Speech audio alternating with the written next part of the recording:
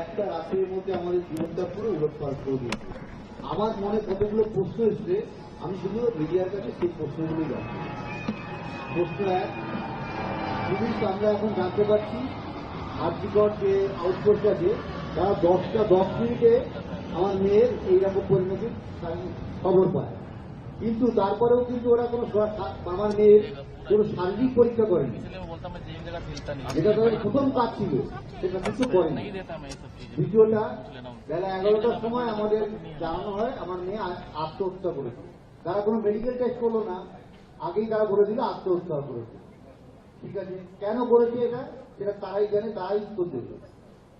আমাদের মেয়েকে দেখতে আমরা যখন হসপিটালে আসি 12টা 10 মিনিটে, আমার সেই মেয়ের মুখ দেখতে 3 ঘন্টা 3.5 ঘন্টা ওই সেমিনার হলের বাইরে আমাদের বসিয়ে রাখা হয়, এবং মেয়ের মা মানে অভয়ের মা পুলিশের হাতে পায়ে ধরতে শুরু করে। ভেতরে তখন লোকজন ঘোরাঘুরি করছে, আমাদের কিন্তু ভেতরে ঢুকতে হবে। এটা কি কারণে?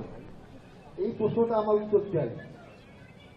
পোস্টমর্টম করতে হাসপাতালে দেরি করলো কেন? পোস্টমর্টম তো সাধারণত 4-5টার মধ্যে করা উচিত ছিল, কিন্তু দেখা গেল 6টার আগে পোস্টমর্টমটা হলো, 6টা থেকে শুরু হলো।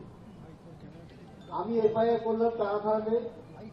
কি হলো, আমি 6:30 থেকে 7টার মধ্যে এফআইআর করলাম।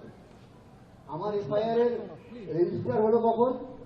11টা 45 পরে দেখতে পাচ্ছি।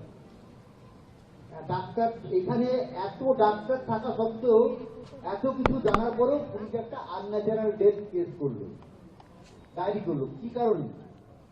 হাসপাতাল কর্তৃপক্ষ, পুলিশ কেউ এফআইআর করলো না, যেটা সবার আগে দরকার ছিল, করেনি। 12টা থেকে বিকাল 7টা পর্যন্ত আমরা আর্থিকর হসপিটালে পৌঁছেছিলাম, কিন্তু হাসপাতাল কর্তৃপক্ষ এবং ঊর্ধ্বতন কর্তৃপক্ষ কেউ আমাদের সঙ্গে কি কথাও বলেনি। আমরা দেহ রেখে দিতে চেয়েছিলাম, আমরা দেহটা রেখে দিতে চেয়েছিলাম, কিন্তু যে কোনো মানে এত প্রেশার আমাদের তৈরি করা হয়েছিল সেই সময়।